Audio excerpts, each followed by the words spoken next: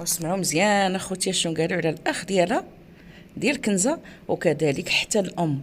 وهذا الشيء اللي غتسمعوا في لا فيديو صادم، وتخلوا لي التعليق.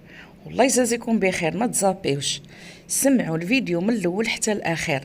القضيه مرونه، القضيه فيها وهذا الشيء ضرني في خاطري بعد ما سمعت الاقوال ديال الام وكذلك الاقوال ديال خو كنزه. نعطي التحيه وندخلوا في صلب الموضوع.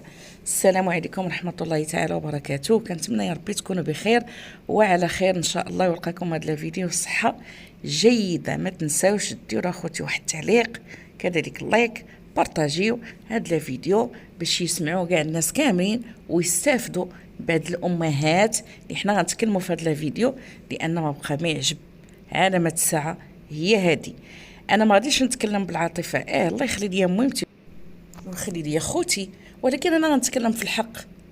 ما غنجي لا من عند هذا لا من هذا، صافي. لان القضيه اللي كنشوفوا السيده كنزه 27 سنه اللي خرجت مسكينه ووضحات للصحافه، قالت لهم انا كنت كنقرا، خرجت من ثاني اعدادي، الاب ديالي ميت، بغيت نتعاون مع الام ديالي. وهذاك خوها اللي كنا شفناه في المنابر الاعلاميه البارح واللي كيتكلم ما فيش الحرقه، بشويه كيتكلم، ما عجبنيش الحال. كون كان سمنتو ربما غادي ينوض ويغوت وغادي يطالب بالحق، لكن لا، لان واحد الكلمه كان قالها ثاني في واحد هذا المنابر الاعلاميه، قال لهم حنا خصنا نتعاونوا مع اختنا الله ياخذ حقها مسكينه، ونعطيكم الرقم ديالي ديال التليفون. علاش الرقم ديالك ديال التليفون؟ باش الناس يتعاطفوا معاه، هو يقولوا غادي نعطيه هو الفلوس والفلوس غيديهم. صافي، حنا بغينا الحق ديال هاد السيده فقط، بغينا الحق ديالها، ما نكونوش عاطفيين ونبقاو ساكتين ولا حكايه ولا داكشي اللي قال خوها هي ولا قالت الام ديالها هي. ربما الام ديالها يكون هذاك خوها اللي غادي يرغم على الام ديالها، يقول لها خلي البنت تخدم وصافي، ملي ما بغاش تجي انت اللي كتهمنا وهي الشهريه. اشنو كتقول هاد الام ديال كنزه؟ قالت بان نسيبي جابها لمراكش، واحد مول الحانوت هو اللي كان عطاهم الرقم ديال هاد السيده اللي هي خدمات عندها. وهاد السيده كتنتقل ما بين مراكش والمحمديه، واللي خدمات عندها مده، قال لك جلسات شهر. هاد الام ديال كنزه مشات عندها لمراكش وقالوا ما بقاتش فيها، حكا راهما تحولوا المحمديه. وكتصل هاد الام ديال كنزه بنتها اللي كدوز ليها شكون هي؟ مولات الدار. مولات الدار كتقول لها اشنو بغيتي؟ اشنو بغيتي لاله؟ قالت لها بغيت نشوف بنتي. قالت لها شوفي بنتك راه انا مهليه فيها بخير، واكله شاربه، ما خصها حتى خير، ولكن بنتك راها ما بغاتكمش، بحال هكا ما بغاتكمش. وشنو قالت الام؟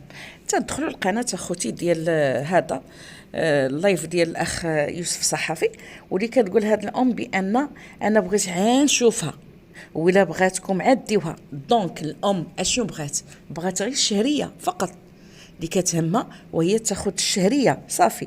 قالت لك مشيت وحكا رجعوني وعاوتاني رجعت، واحد الخطره اتصلت وقالوا لي لا بغيتيها حتى رمضان ولا يخرج رمضان. بقيت كنتسنى وخرج رمضان وداز عيد ديال رمضان وانا كنتسنى، وعاوتاني رجعت في حالي وانا نمشي للدار لعندهم. عاوتاني خرج لي راجل هذيك السيده ما ارتحيتش ليه، خلعني ربما انا لقيته في حاله ديال السكر. قالت لك في الوقيته اللي هو حل الباب ما قدرش، ما زعمتش، كيقول لها يدخل انا راه بحال ولدك. قالت لي لا ما داخلاش، بغيت نشوف هي بنتي كي دايره بخير. قال لها بنتك بخير وعلى خير، الدنيا هانيه، تسنى يا مامتي انا غنجي. عطاها الشيك اللي فيه 40,000 ريال فقط. الام ما رجعات. الام ماشي كتقول في اللايف بانني انا محروقه على بنتي وبغيت نشوف وكيفاش بنتي ما بغاش تكلم معايا، لا، كاينه شي حاجه تم. صافي الام اشنو بغات على الفلوس، اللي ربما هذاك خوها اللي كيحرش الام وكيقول لها انت خدي على الفلوس، اللي كيهمك وهو الفلوس. البنت تموت ما تموتش، حنا ما كيهمناش الامر. والام قالت لك ما عمر بنتي هضرات معايا مره واحده اللي كانت تكلمت معها، قالت لها امي رانا بخير وعلى خير، لان هذيك السيده حكا كانت محرشه اللي كاينه كتعمرها وكتقول لها ها اللي تقولي وها اللي تقولي. قالت لها لا رانا بخير وعلى خير واكله شاربه. ولكن لا، سمحوا لي اخوتي، هذه راه الكبده، هذه راه بنتي، خصني نسمع صوتها، خصني نتكلم معاها. ومني غنشوف هذيك السيده اللي فيها المراوغه ديال الكلام ومخربقه، نو خصني ندير حل. ندير الحل ونهضر مع خوها، ويلا معايا رجيب ونشوفوا اختك واش حيه ولا ميته، ولا حنا كاع مره كنسمعوا صوتها ولكن نشوفوا الحاله ديالها كي دايره، خصوصا العيد الكبير تاني ما مشاتش. اش هاد الربينه، اش هاد الحاله. هاد الناس اللي كيهمهم اخوتي، سمعوا الله يجازيكم بخير، اللي كيهمهم وهو ان الشهريه ياخذوها. الناس اللي كيقولوا البعض اللي كانوا كيقولوا لا خص خوها يعطي الرقم الحساب ماشي ديال كنزه، لان كنزه راه فواحد الحاله مزريه، حالتها صعيبه. السيده راه غتمشي للسبيطار ان شاء الله وغادي تعالج وغتولي بخير وعلى خير، ومني غتخرج غادي تشوف رزقها كاين في الحساب ديالها. صافي، ما كاين لا خويا، ما كاينه لا اختي، ما كاين حتى حاجه. هاد الزمان كاين راسي يا راسي، راسي يا راسي. كتسمعوا حبابي؟ راسي يا راسي، هذا هو الكلام. لان كيفاش هاد الناس راه لا يعقل، لان كنشوفوا العائله 7 شهور وما استطاعوش انهم باش يتواصلوا مع كنزه يشوفوها ويتكلموا معاها، لانهما كيقول لك حنا كنتكلموا معاها في التليفون مره مولاة الدار كتقول لها صافي ويعني تاقوا فيها. لا سمحي لي، هذا راه لا يعقل، هذا يدل على التهاون. وكلها كيقول راسي يا راسي، راسي يا راسي. خصوصا الام فاش جالسه ديك الكلمه بقى فيا الحال، لانها خدات الشيك اللي فيه 40,000 ريال ومشات في حالها. ومريضنا ما عنده باس، هادشي راه ما يدخلش احبابي العقل نهائيا. واش متفقين معايا؟ الام راه حنا كنقولوا الام راه دائما كتبقى ام حنونه، ولكن الا كان شي شخص اخر مورا الام اللي كيقول لها هالي ديري وهالي ديري بحال خوها، انا خوها بعدا ما دخلوش ليا البواب نهائيا.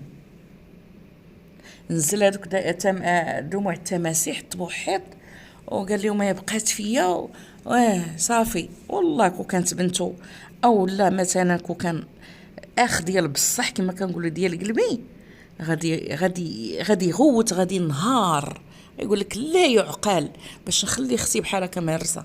السيده كنتبات وعادي، وكنشوفوا غير الصحفي يوسف اللي كيبكي وكيغوت والحنجره ديالو بتخرج، والاخ ما كاينش هذا العالم.